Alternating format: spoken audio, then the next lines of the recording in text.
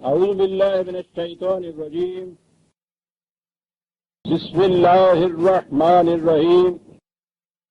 عزیزان مان، آج مئی 1973 کی 20 تاریخ ہے اور درس قرآن کریم کا آغاز سورہ التوبہ کی 80ویں آیت سے ہوتا ہے، 9/80۔ آپ کو یاد ہے کہ ان دونوں صورتوں میں بنیادی موضوع تو جہاد یا قتال کے متعلق ہدایات ہیں، لیکن اس ضمن میں اس ذہنیت کا ذکر بھی خاص طور پر آ گیا ہے یا آ رہا ہے جو عمل کی دنیا میں بہانہ سازیاں کرتی ہے اور محض زبانی اقرار سے یہ سمجھ لیتی ہے کہ جو مقصد تھا دین کا وہ ہم پورا کر رہے ہیں۔ انہیں قرآن کی اصطلاح میں منافق کہا جا رہا، تو ذکر چلا آ رہا تھا منافقین کا، ان کی مختلف خصوصیات، ان کی ذہنیت، ان کی نفسیاتی کیفیات قرآن کریم ایک ایک کر کے بیان کرتا چلا آ رہا ہے، اس لیے کہ سب سے زیادہ نقصان پہنچانے والا گروہ قوموں امتوں کے اندر منافقین کا ہوتا ہے۔ کھلے ہوئے دشمن کا آپ کو پتہ ہے، اس سے آپ حفاظتی تدابیر بھی کر لیتے ہیں، اسے دور سے پہچان بھی لیتے ہیں، لیکن یہ جو مارے آستین ہوتے ہیں یہ سب سے زیادہ نقصان پہنچاتے ہیں، اور خود ان کی اپنی زندگی بھی تو ہر وقت ایک جہنم کی آگ میں رہتی ہے۔ اسی لیے قرآن کریم نے منافقین کے متعلق بڑی ہی شرح و بس سے تمام قواعد اور ان کی ذہنیتیں بیان کر دی ہیں۔ اسی ضمن میں پچھلی آیت سے مسلسل اگلی آیت آتی ہے جس سے آج درس کا آغاز ہوتا ہے۔ پہلے آیت کے الفاظ سنیے، پھر آگے میں چلوں گا۔ استغفر لهم او لا تستغفر لهم ان تستغفر لهم 70 مرة فلن يغفر الله لهم ذلك بأنهم كفروا بالله ورسوله واللہ لا یہدی القوم الفاسقین۔ پہلی بات تو یہی ہے کہ یہاں منافقت، کفر، فسق وہ ایک ہی سکے کے مختلف رخ بتائے گئے ہیں۔ حالانکہ منافقت میں آپ دیکھتے ہیں کہ یہ لوگ اقرار کرتے ہیں زبان سے، اس قوم کے اندر شامل ہوتے ہیں، کفار بالکل الگ ہوتے ہیں۔ اور فسق تو ہمارے ہاں فسق و فجور یہ عام بے حیائی کی باتوں کو کہتے ہیں، لیکن قرآن تو یہ خصوصیات تینوں مشترک بتاتا ہے ان میں۔ اس چیز کو چھوڑیے، اصل موضوع کی طرف آئیے جو اس آیت میں ہے۔ پہلے تو آپ یہ لے لیجئے کہ کسی ترجمے میں، کسی قرآن کریم میں آپ دیکھیے گا مغفرت اور استغفار اور یغفر لمن یشاء وغیرہ کے الفاظ آتے ہیں، ہر جگہ ان کا ترجمہ بخشش آتا ہے۔ خدا سے بخشش مانگو، خدا بخش دیتا ہے، اور بخشش اور مغفرت کے الفاظ تو ہمارے ہاں مرادف ہو گئے ہوئے ہیں۔ اللہ بخشے تو ہم یوں سانس سانس میں کہہ دیتے ہیں ہر مرنے والے کے ساتھ، خدا سے بخشش کی دعا مانگو، بخشش، بخش دینا، ترجمہ ہی اس کا یہ ہو گیا ہے آپ کے ہاں۔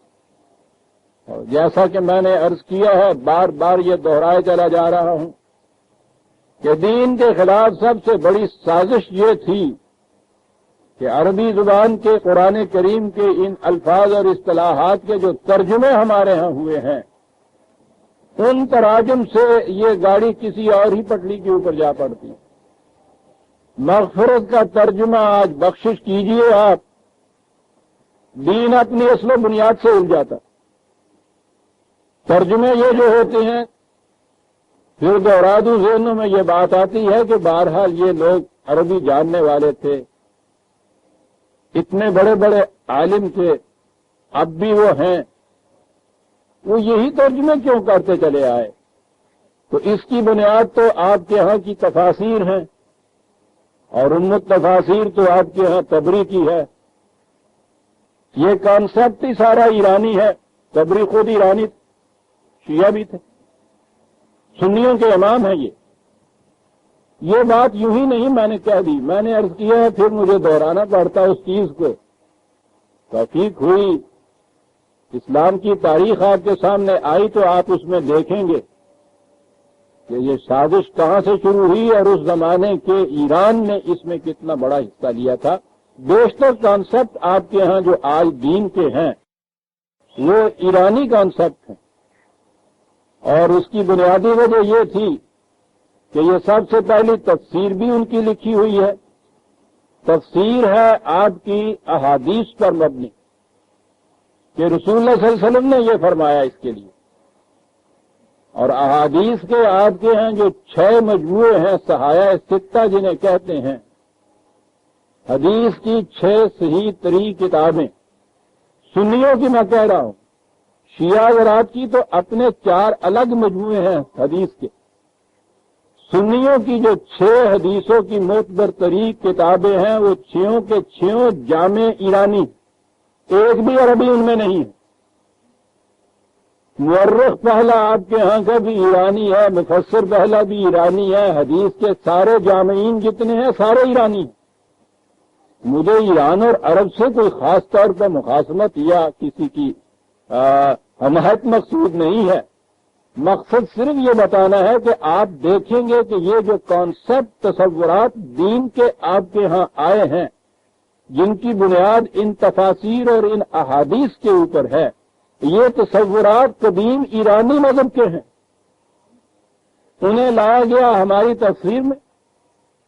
اس کے بعد یہ عقیدہ بنا کہ ان الفاظ کے تراجم وہی ہیں جو تفسیر کی روح سے متعین ہوتے ہیں، لہذا ترجمے یہ ہو گئے، ترجمے کی صنعت تفسیر۔ تو اسی میں یہ تصور جو ہے مغفرت کا، بخشش، پھر تفسیر میں ان آیات کی شان نزول ایک بیان ہو گئی، اس شان نزول نے اس مفہوم کے اوپر مہر تصدیق ثبت کر دی جو تفسیر میں بیان کیا گیا ہے، یا واقعہ بھی ساتھ بتا دیا جائے کہ یہ ہوا تھا اور اس پہ یہ آیت نازل ہوئی تھی، یا اس آیت کی یوں رسول اللہ صلی اللہ علیہ وسلم نے اس طرح سے اس پہ عمل کیا تھا، تو پھر تو وہ پکا ہو گیا جو کچھ کہا گیا ہے۔ انہوں نے اپنے ہر طریقے ہی اختیار کیا ہے اپنی تفسیر میں، اپنی تاریخ میں۔ وہ شان نزول آ گئی، شان نزول آئی اس آیت کی اس تفسیر کے اندر کہ مدینے میں منافقین کا سرغنہ سب سے بڑا سردار عبداللہ بن ابی ایک شخص تھا، وہ اپنی ساری عمر اسلام کے خلاف سازشیں کرتا رہا، اس جماعت کے اندر شامل ہو کر ان کی بہتری میں مصروف رہا۔ جب اس نے وفات پائی تو رسول صلی اللہ علیہ وسلم نے ان کے جنازے کی نماز پڑھائی، مغفرت کی دعا بھی اس کے لیے کی، اور پھر یہ بات بھی آگے چل کے آئے گی حضرت عمر رضی اللہ تعالیٰ عنہ کے واقعات میں کہ انہوں نے حضرت عمر کی عجیب سی ایک پوزیشن رکھی ہوئی ہے، وہ جیسے ڈومینیٹ کرتے ہیں معاذ اللہ رسول اللہ کے پاس۔ اس شان نزول میں ہے کہ آپ نے یہ بھی کہا اور حضرت عمر نے آپ کو روکا بھی کہ ایسا نہ کیجیے، لیکن آپ نے کہا کہ نہیں، خدا نے یہ کہا ہے کہ اگر 70 بار بھی تم اس کی بخشش کی دعا مانگو گے میں تب بھی نہیں بخشوں گا، اور مجھے یہ اگر معلوم ہوتا کہ خدا اس کے بعد بخش دے گا تو میں 70 سے زیادہ مرتبہ اس کے لیے دعا مغفرت مانگوں۔ دعائے مغفرت، بخشش کی دعا، اسی کو آپ کے یہاں استغفار کہتے ہیں۔ اپنے لیے بھی انسان مغفرت کی دعا مانگتا ہے، بخشش کی دعا مانگتا ہے، اور دوسروں کے لیے بھی بخشش کی دعا مانگتا ہے۔ تو پہلا تصور تو اس میں آ گیا بخشش کا، یعنی یہ تصور ہی آپ دیکھیں گے ملوکیت کا پیدا کرتا ہے، بادشاہ کا تصور ہے یہ کہ وہ کچھ کیا آپ نے اور وہ ناراض ہو گیا، اس کے بعد کوئی صورت آپ نے کی، قصیدہ پڑھا، اس کی شان میں کچھ خوشامد کی، شاید کچھ اس کے مقربین جو تھے ان کو ساتھ میں لایا، کچھ نذرانہ دیا جسے آج کی اصطلاح میں رشوت کہا جاتا ہے، یہ کچھ کیا آپ نے، اور اس کے بعد وہ خوش ہو گیا تو اس نے کہا کہ یہ جو کچھ جرم تم نے کیا تھا نا ہم نے اس کو معاف کیا، بخش دیا تمہیں، جاؤ۔ یہ ہمارے ہاں کے مسلمات میں سے آئی ہوئی ہیں چیزیں کہ جان بخشی کیا مانتا ہوں تو یہ عرض کروں اگر بخش دیں آپ اس چیز کو، بخشش آپ اس میں دیکھتے ہیں کہ یہ ایک شخص ایک فرد کے مزاج کے اوپر ہو گیا، ناراض ہو گئے تو انہوں نے کولو میں پلوا دیا، خوش ہو گئے تو انہوں نے جتنے بھی جرائم اور جتنے بھی یہ جنہیں گناہ کہا جاتا ہے وہ سارے بخش دیے سارے۔ یہ ہے تصور آپ کے۔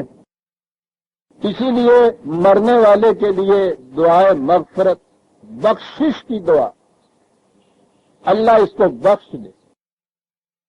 ذرا گہرائی میں جائیے تو جیسا میں نے عرض کیا تھا کہ اس ایک تصور سے ہی پورے دین کی بنیاد ہل جاتی ہے۔ اگر کوئی ایک لفظ میں پوچھے کہ قرآن نے ایک بنیادی تصور کیا آ کر دیا تھا تو میں بلا تعامل کروں گا کہ قرآن نے انسان میں سائنٹیفک ایٹیٹیوڈ پیدا کیا ذہن کے اندر۔ بہت بڑی چیز ہے اور بہت بڑا انقلاب۔ یہ جو تاریخ ہمیں بتا رہی ہے کہ یہ عرب اٹھے مٹھی بھر قوم، دو اتنی عظیم الشان سلطنتیں دائیں اور بائیں، ایرانیوں کی سلطنت ہزاروں سال کی تہذیب و تمدن اور شوکت و حشمت کو اپنے ساتھ لیے ہوئے، رومن امپائر نام سے آج بھی تہلکہ مچ جاتا ہے ذہن کے اندر، یہ ایرانیوں کی قدیم مجوسی تصورات کو لیے ہوئے، رومنز کی قدیم عیسائیت کے تصورات کو لیے ہوئے، ان کے مقابل میں یہ عرب اٹھے اور انہوں نے دیکھتے ہی دیکھتے دیکھا کہ ان دونوں تہذیبوں کو نہیں، دونوں سلطنتوں کو ملیا میٹ کر کے رکھ دیا۔ اس کے اسباب کے لیے بڑی تحقیقات ہوتی ہیں، بہت کچھ توجیحات بیان ہوتی ہیں، لیکن اس میں زیادہ کسی کاغذ کی ضرورت نہیں ہے۔ قرآن پہ نگاہ اگر ہو تو سمجھ میں بات آ جاتی ہے کہ یہ کیا چیز تھی عربوں کی کہ جن کی بنا پہ یہ اس طرح اتنی عظیم سلطنتوں کو، اہل ایران کی تو کیفیت یہ تھی کہ وہ عربوں کے خلاف جنگ کرنا باعث ننگ سمجھتے تھے اپنے لیے۔ یہ کیا چیز تھی جس کی وجہ سے عربوں کو اس طرح محیر العقول کامیابی حاصل ہوئی کہ وہ چھا گئے ان کے اوپر؟ جواب اس کا ایک ہی لفظ کے اندر ہے کہ قرآن کریم نے اس قوم کو سائنٹیفک ایٹیٹیوڈ دیا۔ سائنٹیفک ایٹیٹیوڈ کیا ہے؟ وہی جو میں 3 لفظ دہرایا کرتا ہوں اور بنیاد ہے اس چیز، اور وہ قرآن سے ہی دیے گئے ہیں، اگرچہ آج وہ سائنس کا مسلمہ ہے آپ کے ہاں۔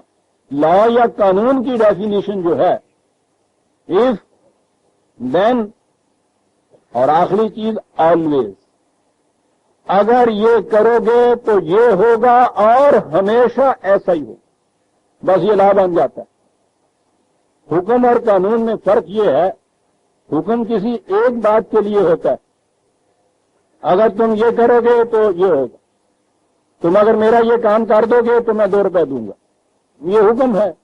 اور اگر یہی چیز مستقل ہو جائے کہ یہ ہمیشہ ایسا ہی ہوگا تو یہ حکم قانون بن جاتا ہے۔ یہ جو لوگ کہتے ہیں کہ قرآن کریم نے تو خدا کا اذن اور اس کا امر اور یہ الفاظ استعمال کیے ہیں، اس لیے یہ ہے کہ صاحب جب خدا کا حکم ہوگا تو ہو جائے گا، خدا کی اجازت ہوگی تو ہو جائے گا، اذن اور امر وغیرہ کے الفاظ کے تو معنی یہ ہیں۔ ٹھیک ہے، ایک دفعہ کوئی کام کرانا ہو یا بات کہنا ہو تو وہ اذن اور حکم کے تو الفاظ آتے ہیں، اور جب یہ آ جائے کہ لا تبدیل لکلمات اللہ، کہ ایک دفعہ جو ہم نے حکم دیا ہے مستقلاً وہی ہوگا، اسے قانون کہا جاتا ہے۔ ایون دن کی جو بات ہے وہ تو دونوں جگہ رہتی ہے، آخری شرط جو ہے کہ وَلَن تَجِدَ لِسُنَّتِ اللَّهِ تَبْدِيلًا، آلویز یہ ہوگا، یہ قانون بن جاتا ہے۔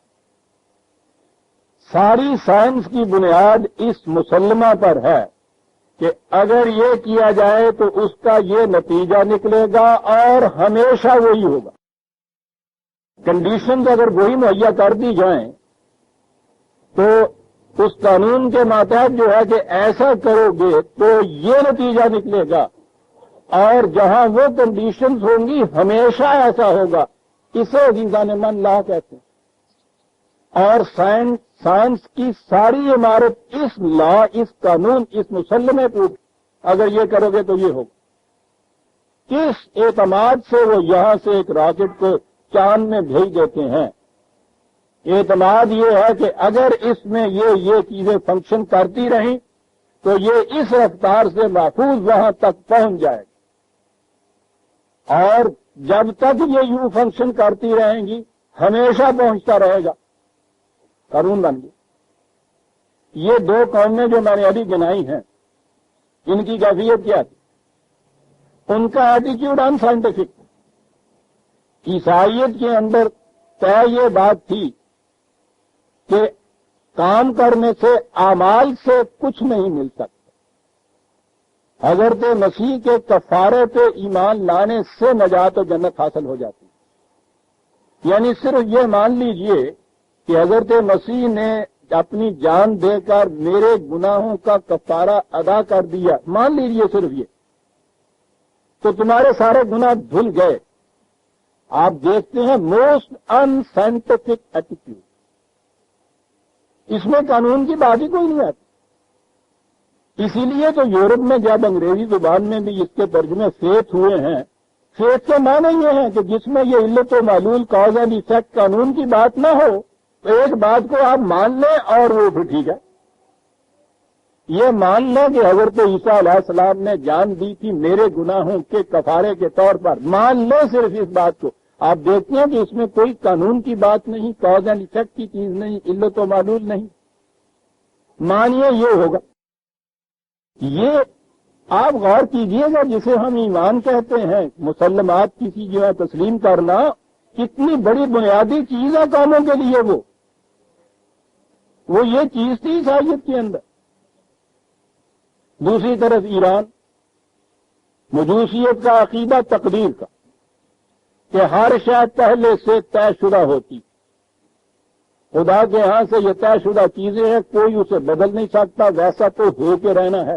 جب یہ چیز آپ کے یہاں آ جائے، موسٹ ان سائنٹیفک ایٹیٹیوڈ جسے کہیے، یعنی میرے کرنے سے کچھ ہو ہی نہیں سکتا، میں کچھ کر ہی نہیں سکتا.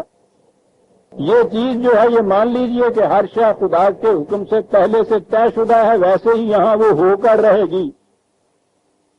انسان کی ساری قوتیں ختم ہو جاتی ہیں یہاں پہنچ. یہ ہے بنیادی سبب عزیزان من. میں نے ابھی دونوں پہ گنائے، یہودیت اور ہندوت بعد میں آئے گی. امیڈیٹلی فوری جو قومیں ان کے سامنے تھیں، عربوں کے جن کے ساتھ ان کا تصادم اور تقابل ہوا ہے، وہ یہ دو قومیں تھیں. یہ دونوں قومیں وہ ہیں جن میں آپ دیکھتے ہیں کہ ان کے مذہب کی بنیاد ان سائنٹیفک تصور پر. قرآن میں آ کے ان عربوں کو بتایا یہ تھا کہ ان تھا. سارا قرآن آپ دیکھیے عزیزان مان، ان اور فا پہ چلتا ہے سارا. اگر یہ کرو گے تو یہ ہوگا اور ہمیشہ ہوگا. لن تجد لسنت اللہ تبدیلا لا مبدل لکلمات اللہ. ان فا اور لا مبدلہ لا کی ڈیفینیشن ہے عزیزان مان. موسٹ سائنٹیفک ایٹیچیوڈ جسے آپ کہیں، یہ ایٹیچیوڈ دے دیا تھا عربوں کو اس تعلیم میں. یہ ذہنیت ان کے اندر پیدا کر دی کہ یوں کیا جائے گا تو یہ ہو. احد میں شکست ہوتی ہے، وہ پوچھتے ہیں کہ یہ کچھ ہے. خدا کی طرف سے وہ کہا جاتا کہ ان سے پوچھو کہ تم نے وہاں سے اس طرح سے رخ یوں بدلا تھا نا، یہ اس کا نتیجہ ہے. سائنٹیفک ایکسپلینیشن جسے آپ کہتے ہیں. کیا کیا جائے؟ وہ یہاں سے غلطی ہوئی تھی اس لیبارٹری میں، فارمولے میں، ٹیسٹ کرنے میں، ایکسپیرینس کرنے میں، ایکسپیریمنٹ کرنے میں. وہاں پھر واپس چلے جاؤ، وہاں سے ہی فارمولہ لے آؤ تو یہ نتیجہ نکلا ہے. یہ واپس چلے جاؤ، توبہ، صحیح فارمولہ کر دو، اصلاح، من تاب و اصلح، اور اس کے بعد پھر وہی فے آتا ہے عربی. دیکھیے گا قرآن میں جو پہلے فے تھا نا، اگر یہ کرو گے تو پھر یہ ہوگا. جہاں وہ نہیں ہوتا اس کے بعد یہ کہتا ہے کہ کھڑے ہو کے سوچو. فتفکروا، سوچو کیا کہیں غلطی ہو گئی، ریجیکٹ کر لی، غلطی یہ ہو گئی، اب کیا کروں؟ صحابہ چلو واپس وہاں جہاں سے غلط موڑ مڑے تھے. ٹھیک ہے، انڈو کرو جو غلط ہوا ہے. کر دیا جی، میں پہنچ گیا ہوں پھر اسی چوراہے پہ لیبارٹری میں فارمولے کے اسی ٹکڑے پہ پہنچ گیا ہوں. پھر اسلحہ اب صحیح طریقے کے اوپر فالو کر دو. پھر عزیزان من قرآن کو پڑھیے گا اس انداز، جھوم اٹھیں گے آپ. اور یہ ہے راز، وہ انتم الاعلون کتنی بڑی چیز ہے، سب پہ غالب آ جاؤ گے. کیسے؟ ان کنتم مومنین، اگر مومن ہو جاؤ گے. وہی اس کا تھا. یہ تھا، یہ تبدیلی تھی جو کی گئی تھی. یہ تھا جو عرب بنا دیا گیا تھا. یہ وہ تبدیلی تھی پیدا کی گئی جس کے اندر کہیں ایکسیپشن نہیں، کہیں استثناء نہیں، کوئی ایگزیمپشن نہیں.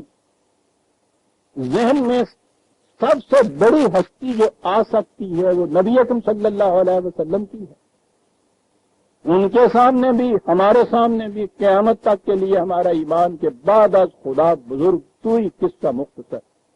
یہ جو چیز تھی سائنٹیفک ایٹیٹیوڈ والی، اس میں قرآن کریم نے، میں سمجھتا ہوں کہ السٹریٹ کرنے کے لیے اس چیز کو، اس کی وضاحت کرنے کے لیے، پختگی سے ذہن نشین کرنے کے لیے ایک بار نہیں کتنی مرتبہ قرآن کریم میں رسول اللہ صلی اللہ علیہ وسلم کی زبان مبارک سے کہلایا گیا، قل انی اخاف ان عصیت ربی عذاب یوم عظیم.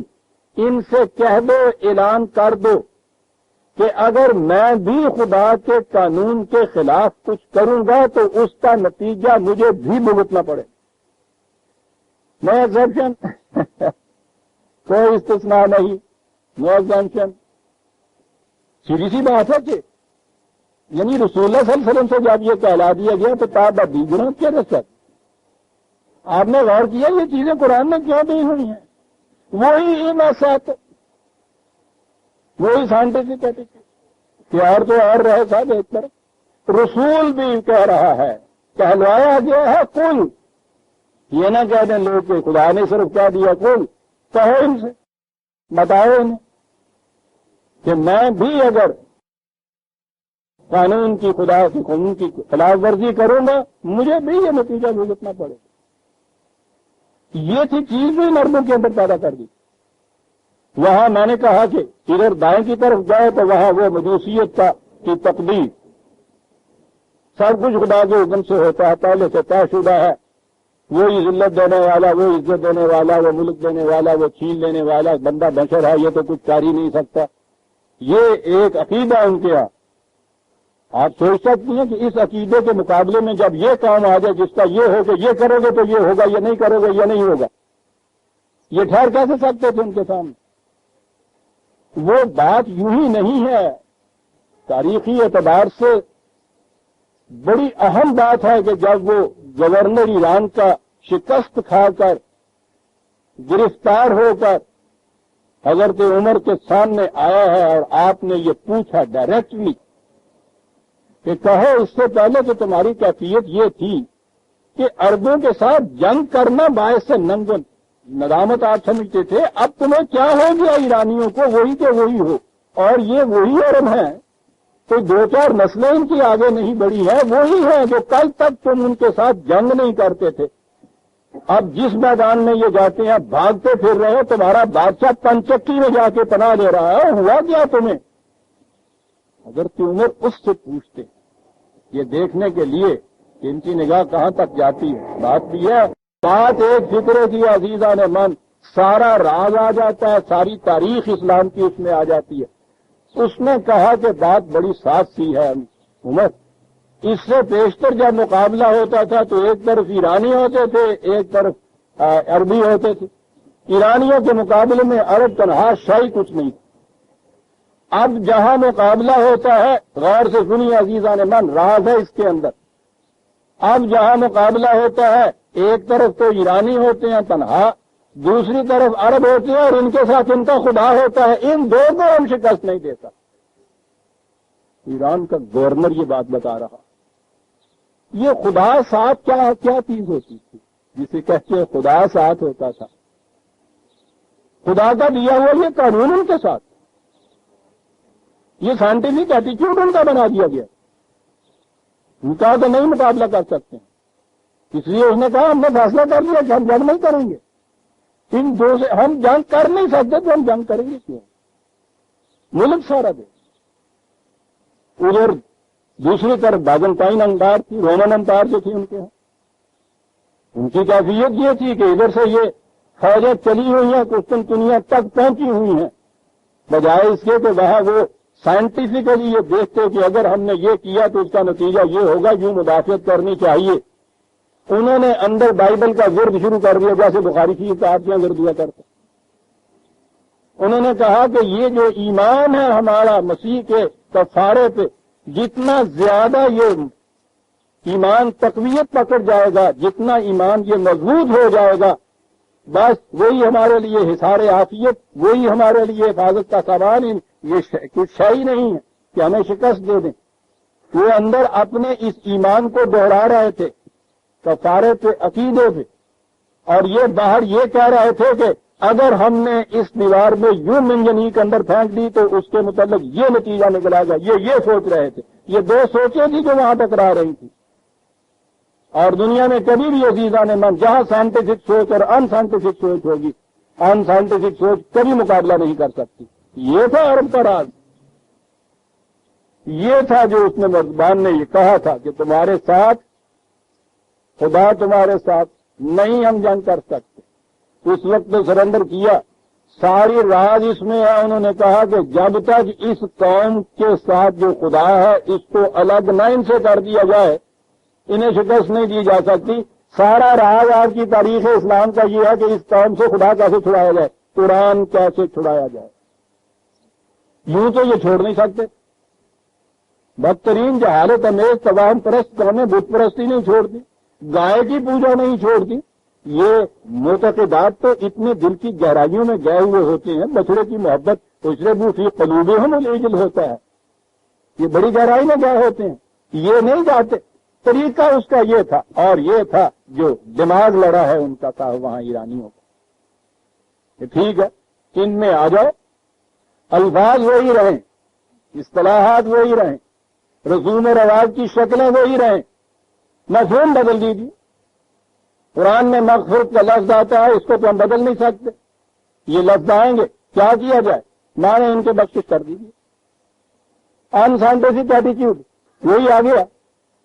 قرآن کے اندر وہ قدر اللہ تقدیرہ آیا ہے، خدا نے ہر چیز کے لیے پیمانے اور قانون مقرر کر دیے، کہہ دیا کہ اس کا ترجمہ تقدیر کر دیجیے، یہ کیا۔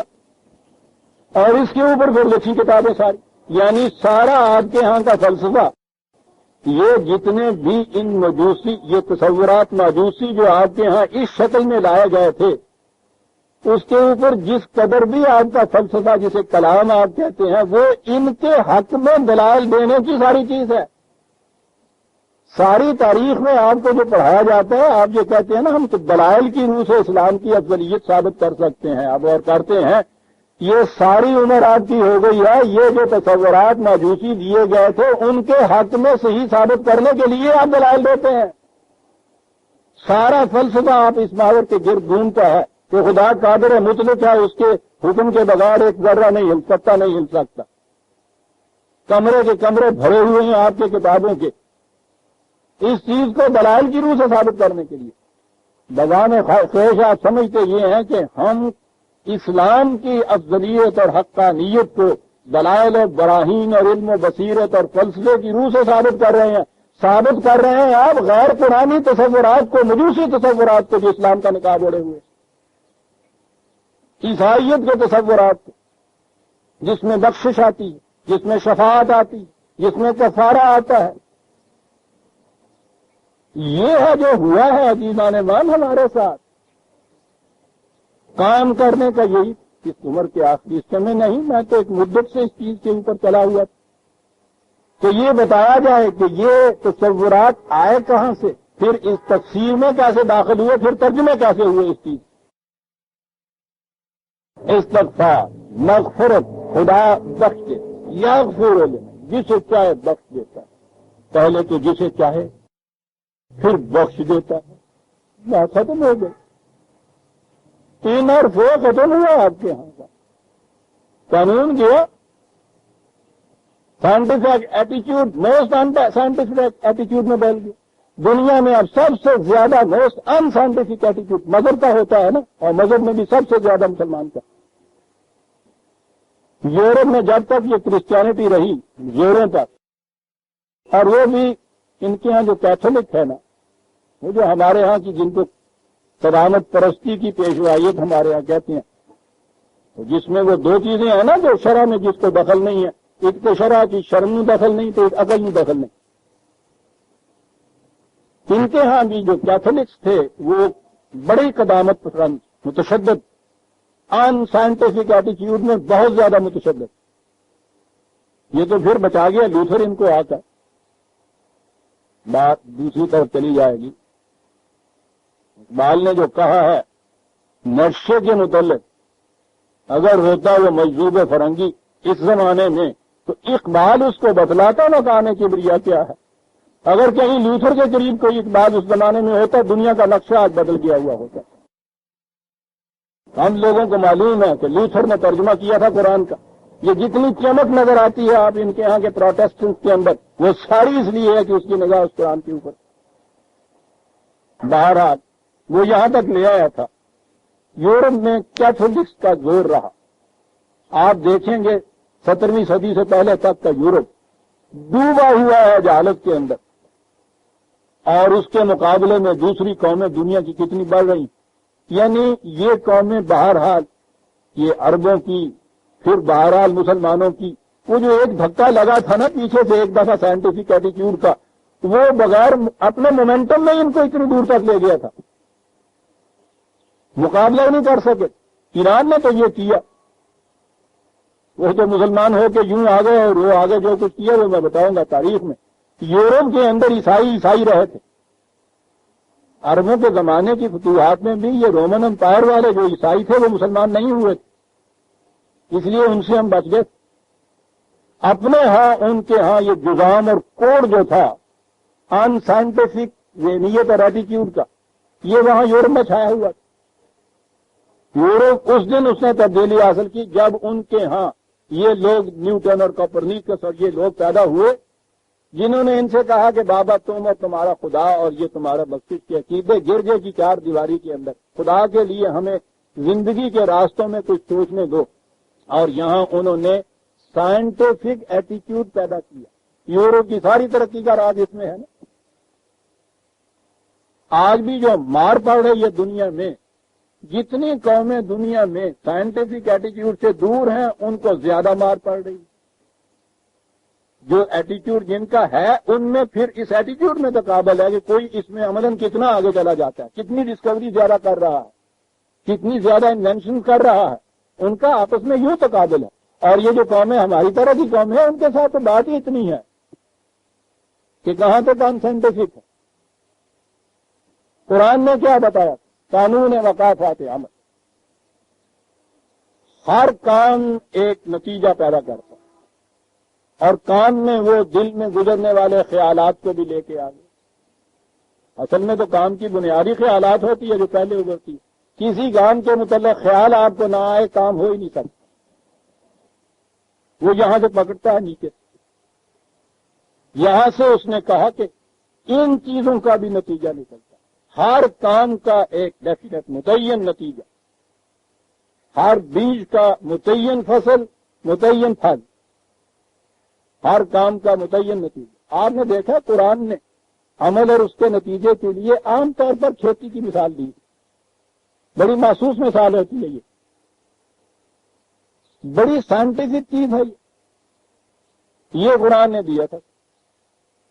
یہ اس ایٹیٹیوڈ میں یا اس پروسیس میں یا اس عمل میں آپ دیکھتے ہیں کہ معاف کر دو، بخش دو، یہ آتا ہی نہیں ہے۔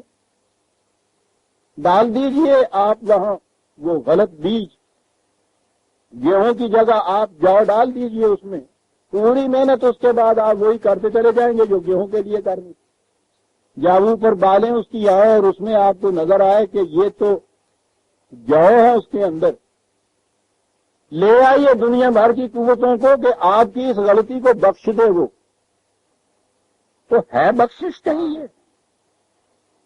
اسی لیے اس نے جہاں مثالیں دی ہیں نا، کھیتی کی مثالیں محسوس دی کہ جھٹ سے بات سمجھ میں آئے۔ سمجھ میں تو ان کی آئے نا جس نے مذہب میں سمجھ سے کام لینا ہے۔ ہم یہ بھی پڑھ لیتے ہیں، ہم وہ بھی پڑھتے ہیں، جو چاہے کر دیتا ہے، یہ بھی وہ کھیتی کی مثالیں بھی پڑھ لیتے ہیں، بس ٹھیک ہوتا گیا، ہوتا دونوں سے سوال ہے، بات ختم ہو گئی۔ ارے بھائی کو عاقبت بھی ذکر ہوئی، وہ اللہ تعالیٰ کی بخشش، مغفرت، رسول اللہ کی شفاعت، وہ تو یہ تھا پورا کر دیا۔ موسٹ ان سائنٹیفک ایٹیٹیوڈ مغفرت، میں نے کہا ہے نا کہ آیت یہاں سے شروع ہوئی ہے۔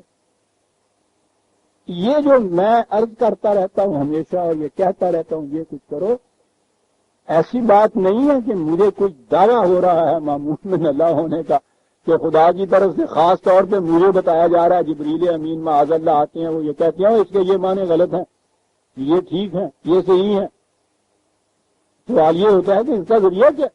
عجیب وہی کتابیں جو ان کی یہاں پڑھی ہوئی ہیں۔ قرآن ایک ایٹیٹیوڈ ہونا چاہیے آپ، عربی زبان کے اندر یہ چیزیں موجود ہیں جو میں نے عرض کیا، قرآن میں یہ معنی موجود ہیں جو میں عرض کرتا ہوں۔ میں نے تو اپنے لغت میں ایک ایک لفظ کی سند دی ہے، مجھے پتا تھا کہ اس کے خلاف کس طرح شور اٹھے گا، تو اس میں اگر کہیں ان کی ایک لفظ کی بھی گرفت ہوگی، اس کے بغیر ہی ڈنڈورا کم نہیں پیٹتے، تو اس میں تو پتہ نہیں یہ کیا صورت ہوتی ہے۔ ویسے بھی مجھے احتیاط برتنی تھی، میں تو قرآن کا لغت لکھ رہا تھا۔ میں تو جب صبح اٹھ کے قرآن سامنے کھولتا ہوں عزیزہ نعمان، ایک ایک منہ مجھے کانپ رہا ہوتا ہے ذمہ داری سے، بہت بڑی چیز ہے۔ عربی زبان میں یہ چیزیں موجود ہیں، قرآن میں یہ چیزیں موجود ہیں جو میں عرض کر رہا ہوں۔ یہ بخشش جو ہے یہ نہ عربی زبان کی چیز ہے نہ قرآن کی چیز ہے۔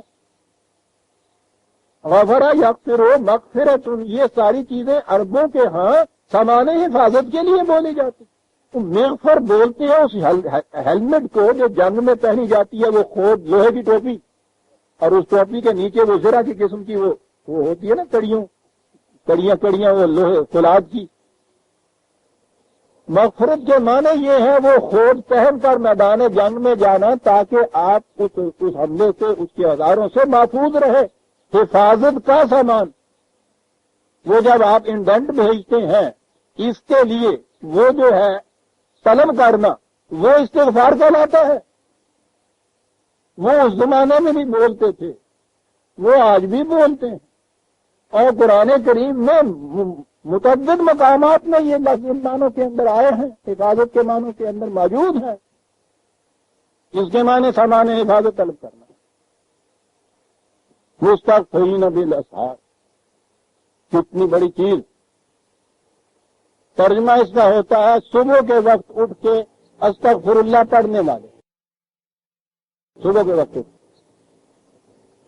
عام طور پر یہ جو 11 تسبیحیں ہوتی ہیں نا استغفر اللہ کی، وہ صبح کے وقت میں ہوتا ہے، جلدی جاگ اٹھتے ہیں۔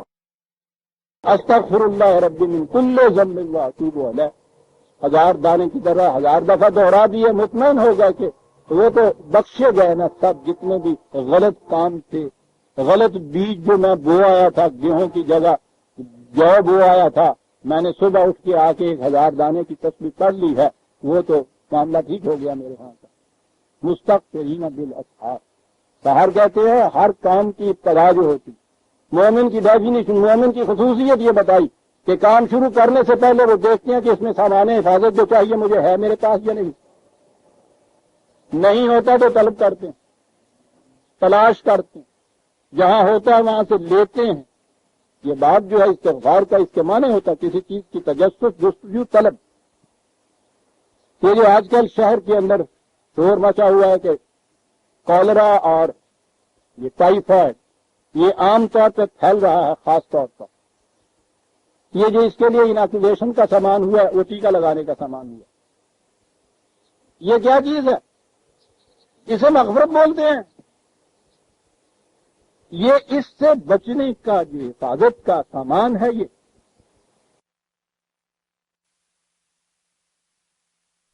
پہچانے کا سامان، یہ جب آپ ڈاکٹر کے پاس جا کے کہتے ہیں کہ مجھے یہ انیکولیٹ، مجھے یہ بچوں کو کر دیجئے، تو یہ استغفار ہے۔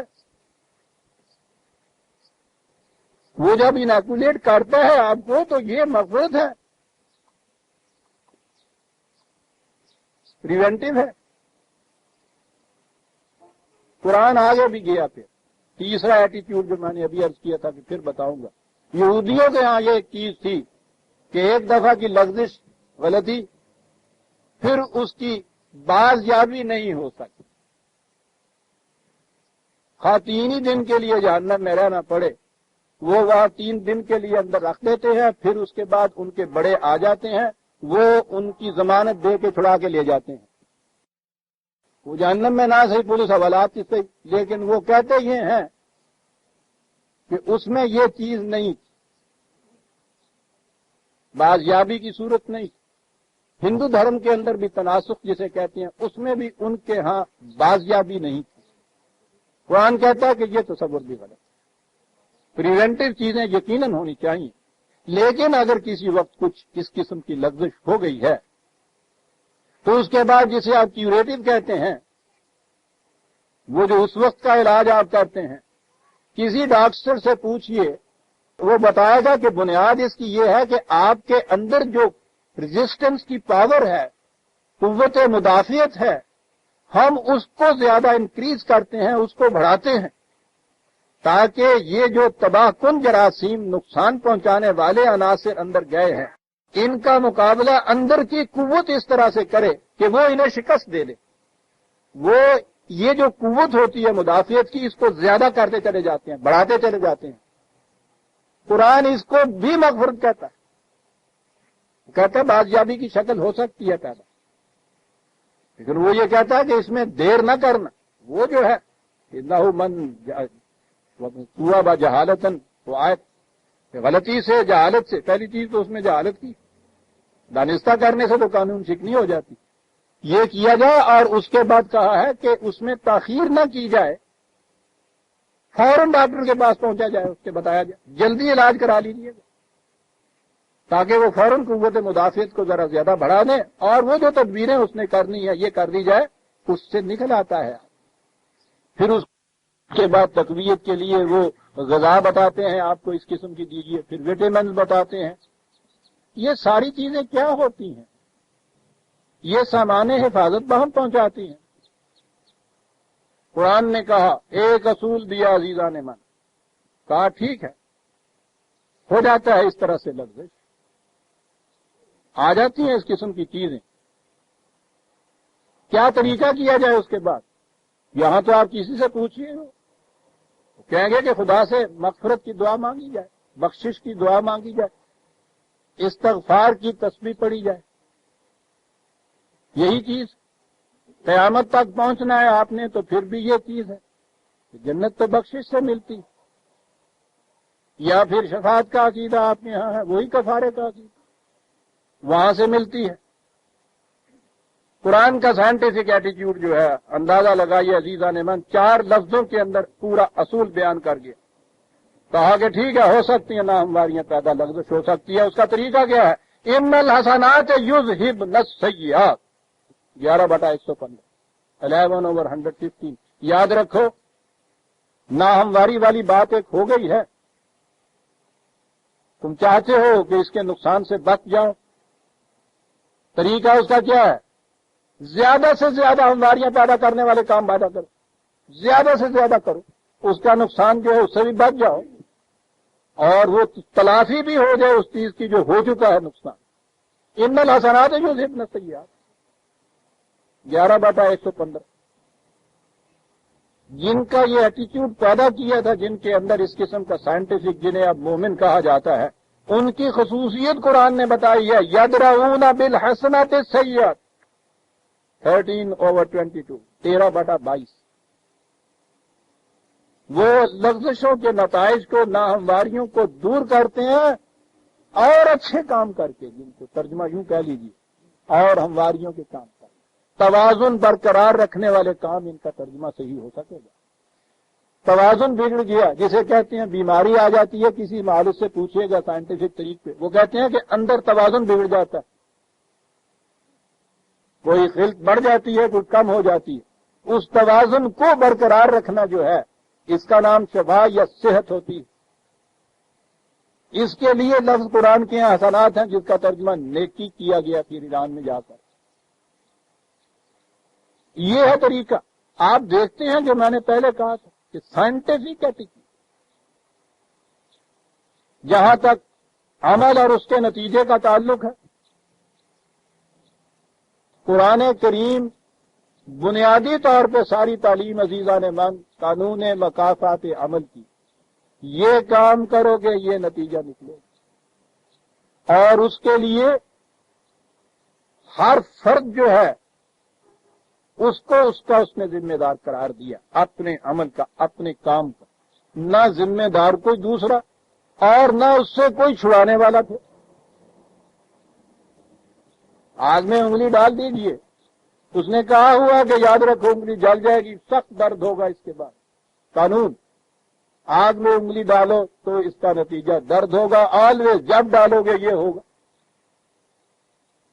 اور جب یہ درد ہوگا تو اس کے بعد اس نے کہا کہ کہیے پھر دیجئے کسی حاکم کو رشوت کے ساتھ 100 روپیہ لے لیجئے اور یہ درد جو ہے معاف کر دیجئے۔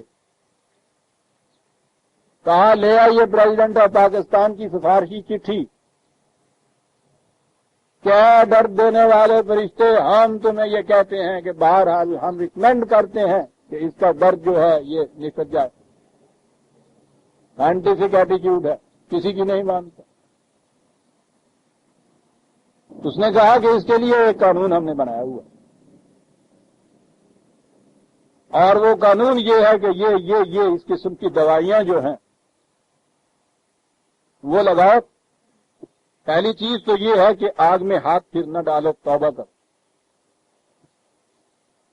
سخت قسم کی کھانسی آ رہی ہے، پہلی چیز ڈاکٹر یہ کہتا ہے کہ یہ سگریٹ جو تم پی رہے ہو پہلے تو اس کو چھوڑو، یہ ہے توبہ۔ پھر اس کے بعد اسی قانون کے مطابق یہ اس کا علاج ہے، یہ کرو، یہ ہے عمل صالح، تابا و اصلح۔ کہا اس سے وہ جو نقصان ہے درد کا، اس سے بچ جاؤ گے، اور اس کے لیے یہ جو کہا ہے کہ جو کرو گے بھگتنا پڑے گا۔ 4 لفظ عزیزان من سورہ بقرہ کے آخر کی آیت جو ہے، للہ ما فی السماوات والارض لہا ما کسبت وعلیہا ما اکتسبت، اور جھومی عربی زبان کی جامعیت کے اوپر کہ وہ 2 ہی پرپوزیشن یا جار جن کو کہتے ہیں حروف، ایک میں لام ہے دوسرے میں علا ہے، دونوں میں کسبہ ورب ہے۔ یہ لام آتا ہے فائدے مند کی چیزوں کے لیے، جو بھی کوئی قانون کے مطابق کام کرتا ہے لہا اس کا منفعت بخش نتیجہ اسے ملتا ہے، وعلیہا ما اکتسبت، اور جو بھی اس کے خلاف کام کرتا ہے اس کا نقصان رسا نتیجہ اس کے خلاف جاتا ہے۔ لہا کسی کے حق میں جانا، علیہا کسی کے خلاف جانا۔ اور پھر بات آگے چلے تو پھر تو اور ہی دلچسپ بات آتی ہے، عزیزہ رحمان کہاں چلاؤ یہ کسبت اور اکتسبت، لہا ما کسبت و علیہا ما اکتسبت۔ اکتسبہ کے ہوتا ہے ایسے کام کرنا کہ جس میں صرف اپنا ہی فائدہ مقصود ہے، کسبہ ہوتا ہے وہ کام کرنا جس میں اپنا اور دوسروں کا فائدہ بھی مقصود ہو۔ کہا کہ نیکی یہ ہے کہ وہ کرو جس میں تمہارا اور دوسروں کا فائدہ بھی مقصود ہو۔ غلط یہ ہے کہ اپنا ہی فائدہ سوچو، اس کا نقصان ہوگا۔ لہا ما کسبت و علیہا ما اکتسبت، قرآن ہے۔ بنیادی طور پہ جو میں عرض کر رہا تھا اس کو ذہن میں رکھیے گا۔ سائنٹیفک ذہنیت کی ایٹیٹیوڈ قرآن جو پیدا کر رہا، تم سینکیا کھاؤ گے تم ہلاک ہو نہیں سکتا، سینکیا تم کھاؤ پڑوس والا ہلاک ہو۔ پھر اس کے بعد علاج کرنا ہے، تمہیں ہی دوائی پینی پڑے گی، ہو نہیں سکتا کہ باپ بیمار ہو جائے بیٹا دوائی کا۔ وہ جو قرآن میں ہے نا کہ اس وقت تم دیکھو گے کہ بیوی خاوند سے بھاگ جائے گی، بیٹا باپ سے بھاگ جائے گا، بھائی بھائی کو چھوڑ جائے گا، یہ بھاگ جائے گا اور چھوڑ جائے گا کیا؟ اور روز ہمارے ہاں یہ چیز ہوتا ہے، سراہنے کھڑا ہوا بیٹا، وہ اگر یا یوں کہیے کہ بچہ ضد کرتا ہے دوائی کے لیے، باپ ماں پاوے کتنے وارے وارے جان، دوائی تو اس بچے کو ہی پینی پڑے گی۔ مامتا کی ماری ماں شاید جان دے دے، یہ نہیں ہو سکتا ہے کہ دوائی پی لے اور آرام بچے کو ہے، جسے کہتے ہیں کہ خدا کو رحم آ گیا اس نے بخش دیا، ماں سے زیادہ رحم کس کو آئے گا؟ لیکن اس رحم میں بھی وہ اس بچے کو اس سرجری کے آپریشن سے، اس انجیکشن کے سوئی سے، اس کے درد سے، اس دوائی کی کڑواہٹ سے نہیں بچا سکتا، وہ تو اسے ہی لگے گا۔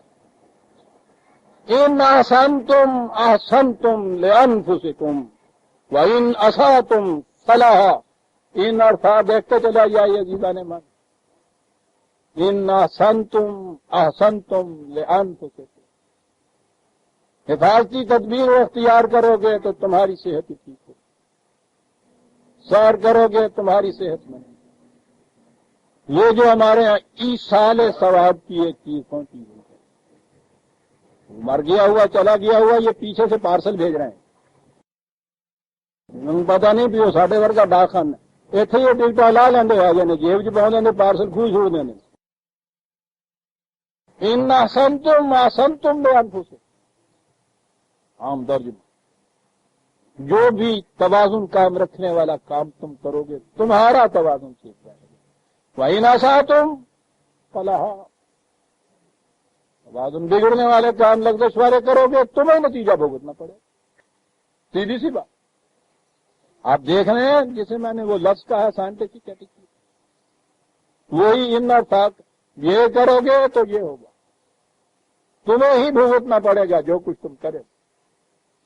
اس موضوع پہ میں کہوں تو اس میں تو عزیزان من کئی ہفتے مہینے لگ گئے، سارا قرآن ہی اسی موضوع پہ چلا جا رہا ہے، لیکن میں تو یوں ہی چند ایک آیات آپ کے سامنے دے، قل غیر اللہ ابغی ربا وہو رب کل شیء، 6/165، بڑی عجیب چیز ہے۔ کیا تم کہہ رہے ہو ان سائنٹیفک ایٹیٹیوڈ اختیار کر لوں اور ان لوگوں کو اپنا رب اور نشو و نما دینے والا مان لوں کہ انہوں نے میری خاطر جان دے دی تھی اس لیے یہ ہو گئے، یہ میرے لیے کفارہ ادا کر رہے ہیں یہ ہو جائے گا، یہ شفاعت کر رہے ہیں یہ ہو جائے گا؟ قطعاً نہیں، ربوبیت تو صرف اس کے قانون کے مطابق ہو، اگر اس کو چھوڑ دیا جائے گا تو یہ نہیں ہو سکتا۔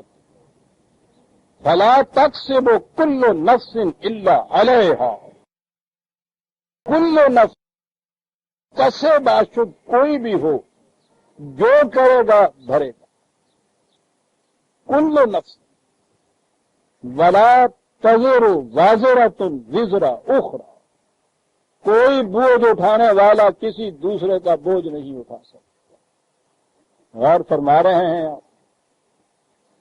کس قدر واضح صاف سائنٹیفک ہے جو کچھ کہہ رہا ہے قرآن۔ سوال ہی نہیں کسی دوسرے کا آ کے یہ بوجھ بٹانا، کتنی ہی زیادہ مامتا کی ماری وہ ماں ہو جو بچے کو درد ہو رہا ہے انگلی کے جلنے سے نہیں درد لے سکتی، وہ نہیں بتا سکتی۔ لا تزر وازرۃ وزر اخرى، کوئی بوجھ اٹھانے والا کسی دوسرے کا بوجھ نہیں اٹھا سکتا۔ اور ایک اور آیت کے اندر تو اور وضاحت سے اسے بیان کیا ہے، 35/18،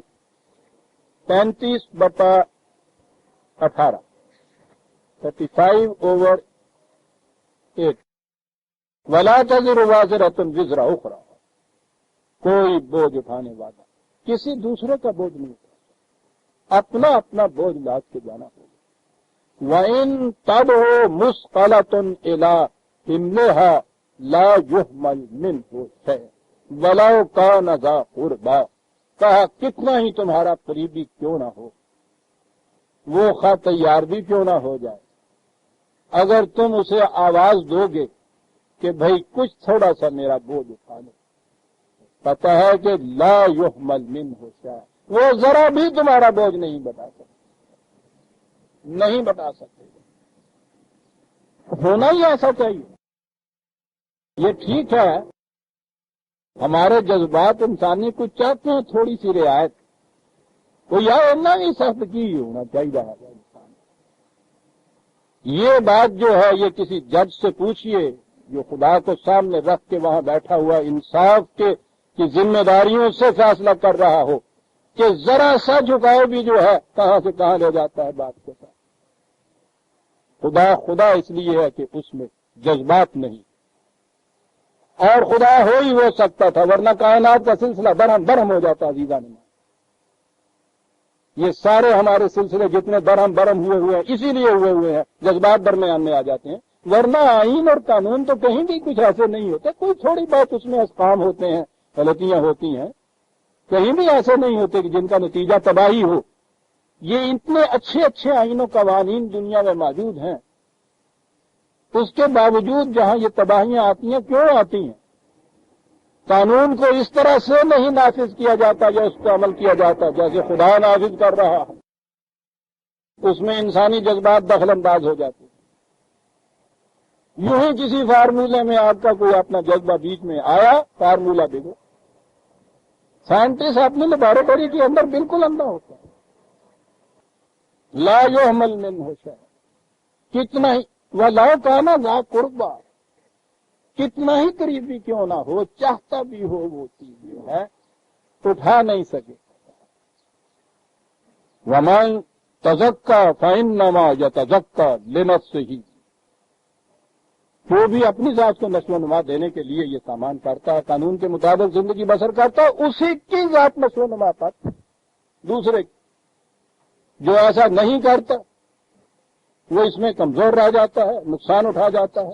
اور اسی لیے پھر اس نے تقابل میں لا کے جسٹاپوزیشن کے مطابق لا یستوی العام والبصیر ولا الظلمات ولا النور ولا الذل ولا الحرور. کیا بات ہے! کہا تم یہ کہتے ہو کہ قانون کے مطابق کام کرنے والا، قانون شکنی کرنے والا دونوں یکساں ہو گئے، جس نے یہ کچھ کیا ہے اس کو تھوڑی سی رعایت دے دی جائے، کوئی دوسرا بتا لے تو دونوں یکساں ہو گئے نا. کہا قانون کے اوپر عمل کرنے والا، قانون شکنی کرنے والا، یہ تمہاری اس روح رعایت کی روح سے اگر اس کو کیا جائے وہ بھی بری ہو کے آ جائے گا نا اندر سے. کہا تمہارا تصور یہ ہو سکتا ہے کہ دونوں یکساں ہو گئے. کہا بات اگلی تو آگے جا کے سمجھاؤں گا، بتاؤ یہ کہ اندھا آنکھوں والا برابر ہو سکتے ہیں؟ تاریکی اور روشنی ایک جیسی ہو سکتی ہے؟ دھوپ اور چھاؤں کبھی ایک جیسی ہو سکتی ہے؟ اگر ایک جیسی نہیں ہو سکتی تو سن لو وما یستوی الاحیاء والاموات، مردہ اور زندہ بھی برابر نہیں ہو سکتے. باقی رہا رسول، اس نے کہا ان انت الا نذیر، نہیں ہے کہ تو بھی ان کی شفاعتیں کرتا پھرے گا، رعایتیں بخشتا پھرتا گا، مغفرت کی دعائیں بخشش کی کرتا. ان انت الا کنسٹرکشن دیکھ رہے ہیں آپ رسول، اور تو بھی تیری حیثیت صرف اتنی ہے کہ ان کو بتا دو کہ آگ میں انگلی ڈالو گے تو جل جائے گی، بس. تو بھی ان کا درد نہیں بتا سکتا، اس لیے کہ اس نے تو خود کہہ دیا تھا کہ ان عصیت ربی یوما عظیم، میں خود ڈرتا ہوں کہ اگر میں نے آگ میں انگلی ڈالی تو میری بھی یہی کیفیت ہوگی. ایسی اعتدال کی زندگی بسر کرنے والا رسول، پاک باز، پاک سیرت، پاک تینت، کتنی تھوڑی سی عمر، 63 سال کی عمر، بہت ہو گئے. جب حضور کو وہ بخار آیا ہے تو آپ نے فرمایا کہ وہ جو یہودیوں نے گوشت سالن میں زہر دے دیا تھا، اس میں شبہ نہیں کہ میں نے وہ بوٹی نگلی تو نہیں تھی، چبائی تو تھی، لیکن اس سے ہی میں نے دیکھا تھا کہ زہر اثر کر گیا اور وہ آہستہ آہستہ اثر کرتا رہا. یہ بخار تو اسی کا مجھے نتیجہ نظر آتا ہے. انی اخاف ان عصیت ربی عذاب یوم عظیم. کہا یہ کہ نہیں اٹھا سکے. لہذا عزیزان من، یہ تصور کہ کسی کے لیے بخشش کی دعا کرنا یا بخشش مانگنا، یہ بخشش کا سوال جتنا ہے، یہ سارا سوال عیسائیت کا ان سائنٹیفک تصور. اور اس کا نتیجہ تو پھر گداگری ہے. ہم تو مانگتے ہی بخشیش ہیں خدا سے، یا اللہ بخش دے، یا اللہ بخش دے. سویرے آگے فقیر بھی ہو کچھ کم بسن کوئی بخشیش دے دے گی کسی کی، اس سے بھی ہم بخش دے کہتے ہیں. بہشت فی سبیل اللہ ہم قرآن اس کو کہتا ہے. بگو ہندی مسلمان راج خوش بات کیا وہ بہشت بہر ارباب ہمم است اور بہشت بہر وہ کرم است. بگو ہندی مسلمان راج خوش بات. قرآن کی روح سے تو وہ بہشت میں ملتا ہے، وہ تو جرت میں بہادریوں اور ہمتوں کا صدقہ ملتا ہے. کہتا ہے یہ ہندو مسلمان سے کہو یہی اپنی مسلمان تو خوش رہو مست رہو. بہشت فی سبیل اللہ ہے مست، اللہ واسطے بھی ملتی ہوں ہے یہ بہشت تنوع لگے گی. تو پتہ نہیں ہے کہ یہ ملا نہیں کرتی. صحت عزیزہ نے من نہ خریدی جا سکتی ہے، نہ بخشش سے مل سکتی ہے، نہ سفارش سے مل سکتی ہے. یہ تو آپ کے اندر کی ایک چیز قانون کے اتباع سے مل سکتی. اندر ہے آپ کے یہاں یہ چیز جو ہے باہر سے نہیں خریدی جا سکتی. جنت تیری پوشیدہ تیرے خون و جگر میں. ہاں بہشتے کے خدائے بتو بخشد ہماہیج، وہ جنت جو تمہیں خدا بخشیش میں دے دے. کہا وجہ ذلت ہے، خیرات مانگ رہا ہوں. تا جزائے عمل تست چنا چیزیں ہست. ایک کام کا نتیجہ ہو تو پھر ہے جنت لینے کے قابل، ورنہ اگر بخشیش میں ملتی ہے تو کہتا گداگری یا خیرات ہے جس کو تو دے رہا. بات ساری وہی ہے عزیزوں نے من. قرآن کا سائنٹیفک ایٹیچیوڈ اور یہ مذہب کا ان سائنٹیفک ایٹیچیوڈ. کوئی مصیبت آئے کوئی دعا آئے بچ جاتی ہیں. اب تو ہمارے یہاں بچوں کو بھی یہ سکھایا جاتا ہے، سکولوں میں کالجوں میں بچ جاتی ہیں سفید چاندنیاں. آیا ہے کریمہ کا وہ دھو رہا ہے وہاں. مصیبت یہ ہے قرآنی گھرانے کی بچیاں وہاں کی. اس دن بچی نے ان سے کہہ دیا مجھ سے کہ مس اگر یہ اس سے امتحان، وہ کہتی تھی کہ اس امتحان میں پاس ہو جاؤ گی، تو اس نے کہا سال بھر جو تم ہم سے کہتی رہی ہو کہ محنت کرو کام کرو امتحان میں پاس ہو جاؤ گی، اگر یہ بات تھی تو سال بھر ہمیں مصیبت میں کیوں بھوگتا پہنچایا؟ چادر بچھا دینی تھی یہ ہو جاتا. انہیں اسکولوں کاٹ دیتا. ہاں جی بھائی اس قسم کے کافر کا کیا داخلہ ہے اس اسلام میں؟ جی ہاں بخشش میں قومی بخشش کے اوپر آ گئی. اتنے امکانات آپ کے یہاں عزیزان من، اتنی پوٹینشیلٹی اس ملک کے اندر پاؤں کے نیچے دفن ہے آپ کے سب کچھ. عادت یہ پڑ گئی ہے کہ روٹی بھی بھیک کی مانگ کے کھا رہے ہو. یہ ہے عزیزان من ایک غلط نظریے کا نتیجہ. ہم سائنٹیفک قومیں کرتی یہ ہیں، پھر ان کو شرم حیا بھی نہیں ہے. وہاں کی جنت مانگی فی سبیل اللہ بخشش کے طور پہ، یہاں روٹی مانگ رہے ہیں بخشش کے طور پہ. استغفار کے یہ معنی نہیں ہے. آ جانا چاہیے مجھے آج کے اوپر کیا چیز ہے یہ. منافقین آ گئے، بڑے جرم کیے، بڑی خطائیں کی، بڑے دھوکے دیے، بڑے فریب دیے. لیکن وہ جو چیز ہے باز آؤ کسی وقت بھی احساس تمہیں ہو جائے کہ غلطی ہوئی ہے، بس یہ ہے قرآن کا جسے وہ کہتا ہے لا تقنطوا من رحمت اللہ، جس کے معنی ہم نے یہ کیے ہوئے ہیں کہ مرد دم تک گناہ جتنے جی چاہے کرتے جاؤ، اس کی رحمت سے نا امید نہ ہو. وہاں گئے تو وہاں تو عدل نہیں رحمت ہے نا. تو تکڑیاں ہمیں بخان واسطے لائیاں ہوئی نے انہیں، یعنی وہ میزان عدل مثقال ذرۃ خیر یرا مثقال ذرۃ شر یرا، وہ سارے چکر کٹھے کیتے ہوئے فرشتے لگائے ہوئے سارا کچھ جو کچھ بھی آئے گا ہمیں بخان واسطے ہی ہے. آخر میں ہوگا وہ لنگ جاؤ کون دیکھیں گے. عزیزان من یہ ایٹیچیوڈ ہو گیا ہے اس قوم کا. مذہب میں یہ ایٹیچیوڈ ہوتا ہے. استغفار کے یہ معنی نہیں.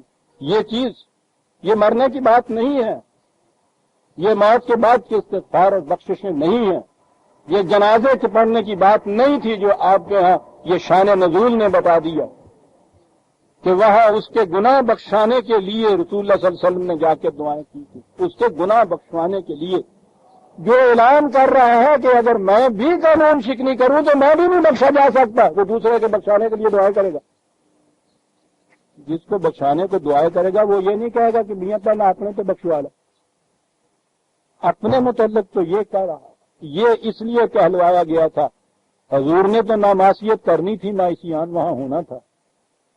ان کے لیے تو یہ بات نہیں تھی، بات ان کے لیے تھی کیوں جن کے متعلق یہ کہتے ہو کہ یہ بخشش کی دعا کریں گے میں بخشا جاؤں گا وہاں شفاعت کریں گے ہوگا وہ ان کو کہہ رہا تھا کیا کہہ رہے ہو ارے بابا وہ تو تم تو میں اگر اس کی خلاف ورزی کروں گا میں بھی نہیں بخشا جاؤں گا جب میں اپنے لیے نہیں بخشا جاؤں گا تمہیں کیسے بخشوا دوں گا کہنے کا طریقہ ہے یہ کیا ہے اس طرح بھاگا ہوا مجرم مفرور مجرم احساس ہو گیا ہے اس ندامت کا غلطی کی کہا کہ کوئی بات نہیں آؤ اعتراف کرو عزیزان من یہ آؤ والی بات جو میں نے کہی یہ ہے سارا بات مرنے والے کے متعلق اگر بخشش کی آپ دعا کرتے ہیں تو وہاں تو آؤ ہوتا نہیں وہاں تو قرآن نے یہ بات کہہ دی کہ توبہ کے لیے ٹھیک ہے دروازہ کھلا ہے بشرطے کہ اس واپسی کے بعد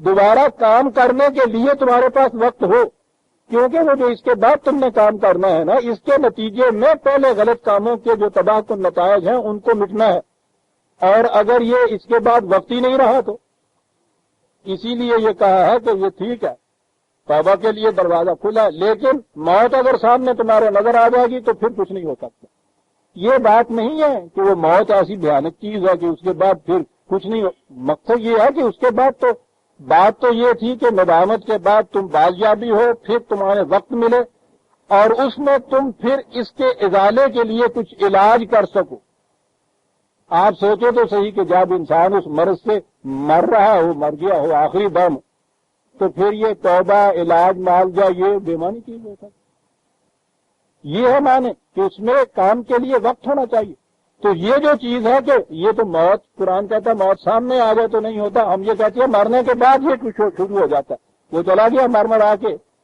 یہ اس کے بخشش کے لیے انتظام آپ یہاں کر رہے ہیں بیٹھ کر یہ بات مرنے کے بعد کی تھی نہیں یہ وہ شان نزول ہے نہیں کہ وہ عبداللہ بن ابی مر گیا تھا اور حضور جنازے پہ جا کے اس کی مغفرت کی دعائیں مانگ رہے تھے میں نے عرض کیا ہے عزیزان من مشکل ہماری یہ ہے کہ قرآن سے ہم نہیں پوچھتے منافقین کے متعلق یہ آ رہا ہے نا ذکر غور سے سنیے گا اور دیکھیے گا حوالے کو ملا کے ایک سورت کا نام ہے منافقین سورہ منافقون 63 63ویں سورت سن لیجئے نقطہ کیا بیان ہو رہا تھا یہ کہ یہ وہ مر گیا تھا مرنے کے بعد رسول اللہ اس کی مغفرت کی دعا کر رہے تھے بخشش کی دعا مرنے کے بعد میں نے عرض کیا ہے کہ یہ قرآن کی روح سے سوال ہی نہیں وہ تو اس زندگی میں بھی جو اپنے لیے بھی چاہتا ہے یہ ان چیزوں سے محافظت اس کے لیے کہتا ہے کہ وقت ہے ابھی کام کرنے کا مرنے کے بعد کی بات نہیں کہاں آیا ہے منافقون کی صورت آ رہی ہے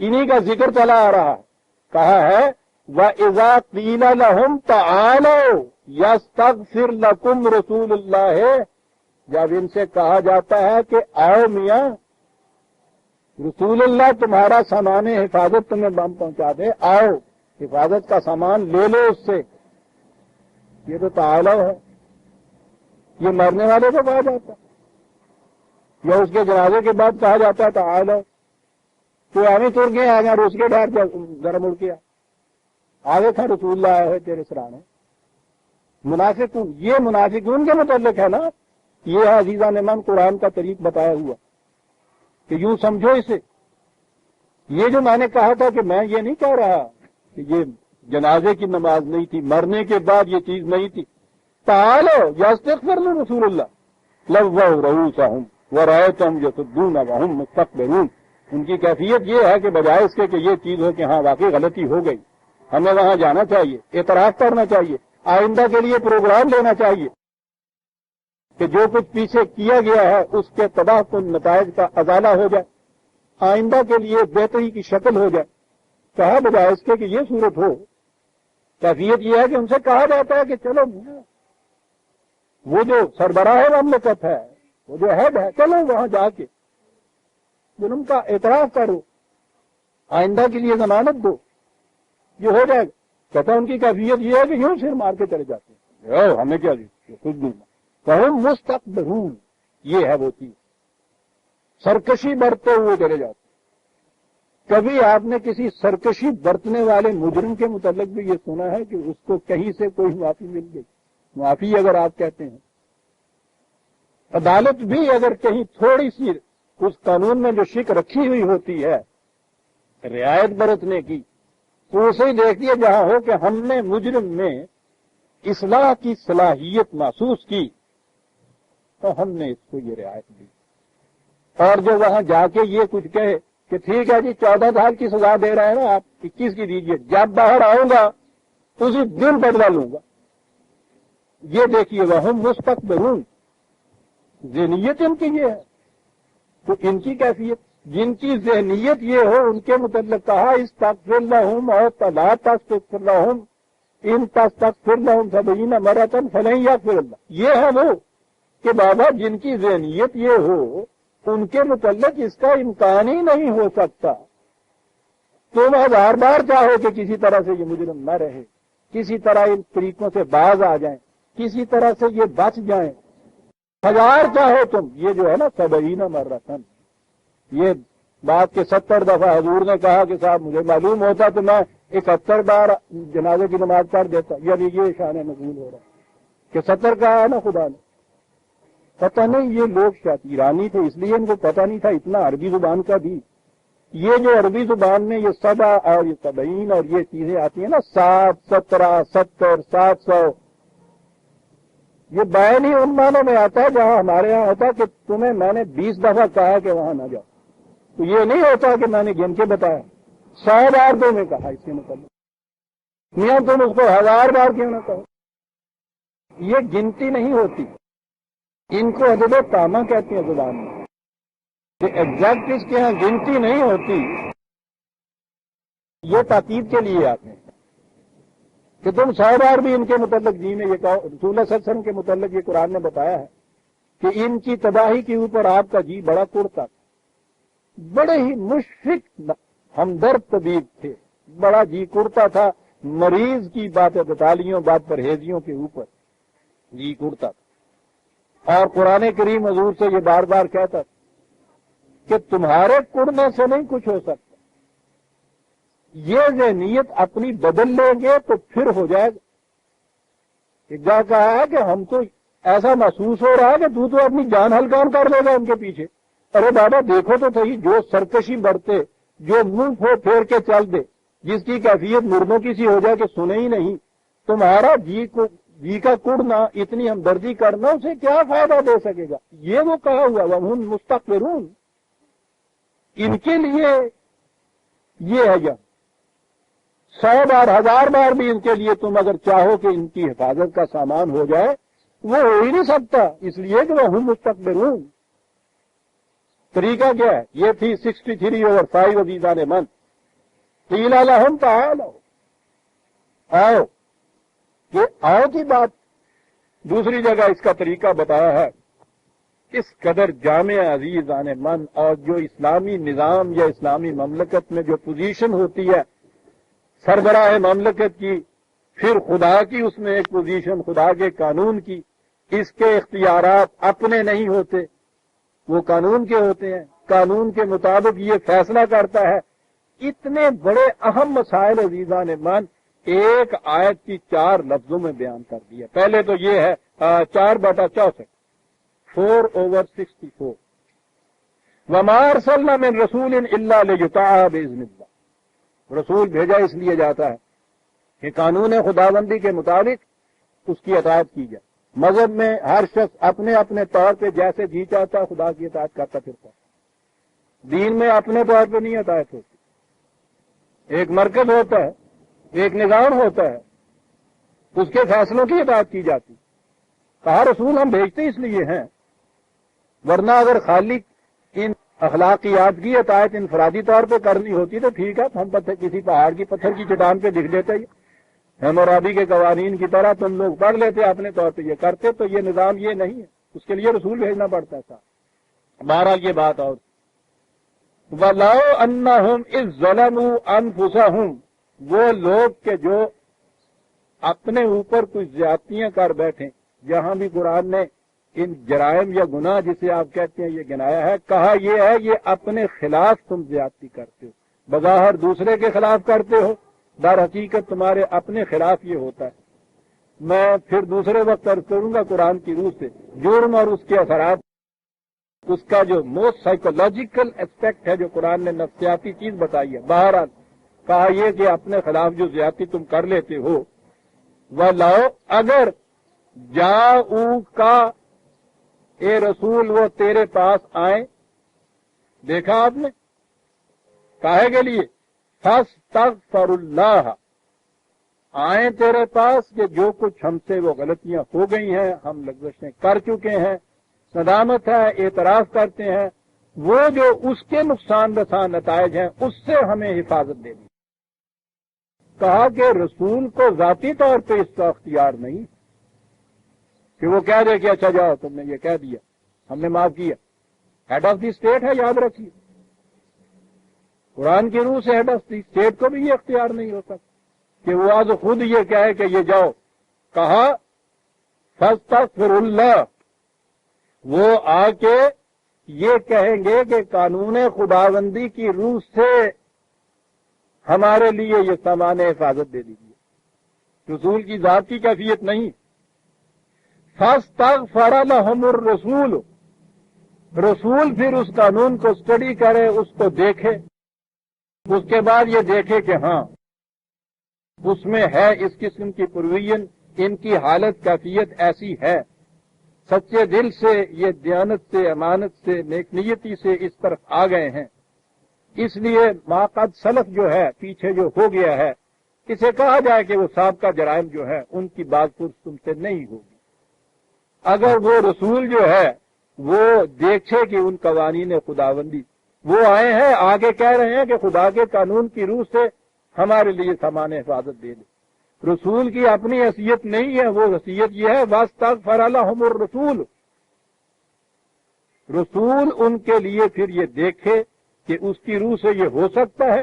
وہ کہا کہ اگر یہ چیز یہ پیدا کریں گے لوجد اللہ توابا رحیما، خدا کو یہ دیکھیں گے کہ ان کی طرف لوٹ کے چلا آیا، وہ پھر آتا ہے خدا ہی کے درمیان میں رسول کی وساطت کیوں آ گئی، اس کے پاس کیوں آئے، اپنے ہی طور پہ گھر میں بیٹھے ہوئے مصلے پہ 1000 تسبیح کا دانہ کیوں نہ پھیرنے کا جو ہمارے ہاں ہوتا ہے۔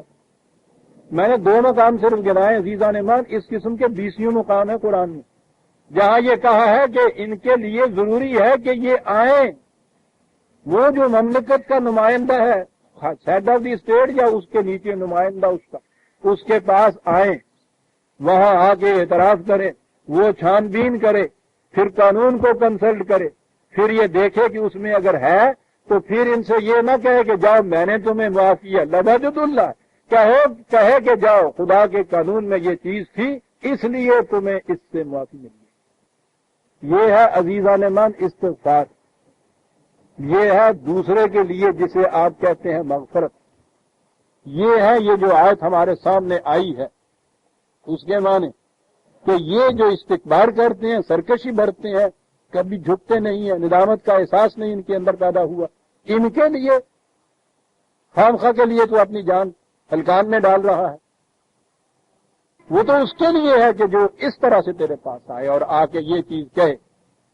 یہ ہے عزیزان مان اس آیا مقدسہ میں یہ جو کہا گیا ہے کہ اگر 70 بار بھی استغفار کرے اور یہ اس کیفیت سے تمہارے پاس نہ آئے ہوں اپنے طور پر ان کے لیے یہ کچھ تو چاہے، سوال ہی نہیں ہے کہ انہیں یہ حفاظت کا سامان مل جائے کسی طرح سے، بیٹھا رہے گھر میں، ڈاکٹر کتنا ہی ہمدرد کیوں نہ کلینک کے اندر بیٹھا ہوا کون رہا ہو، یہ جب تک مریض آبادہ نہیں ہوگا اس کے لیے علاج کے لیے اس کو کسی صورت میں بھی مغفرت نہیں مل سکتی۔ اب اگلی چیز جو رہی کہ صاحب یہ جنازہ کی نماز پڑھی جاتی ہے، دعا بھی کی جاتی ہے، پھر یہ کیا ہے، اس کے لیے آگے آتی ہے آیت 84 وَلَا تُصِلَّ عَلَىٰ أَحَدٍ مِّنْهُمْ أَبَدًا وَلَا تَقُمْ عَلَىٰ قَبْرِهِ، تو یہ یہاں نہیں، ابھی وقت بھی ہو گیا ہے لیکن یہ بات چونکہ آگے آ رہی ہے اس لیے یہ چیز میں وہاں بیان کروں گا جا کے کہ کیا کہا ہے قرآن نے اس کے لیے۔ یہ ہے آج ہم ایک ہی آیت ہم نے لی سورہ توبہ کی آیت 80، 81 سے ہم آگے لیں گے جا کے، ربنا تقبل منا انک انت السمیع العلیم۔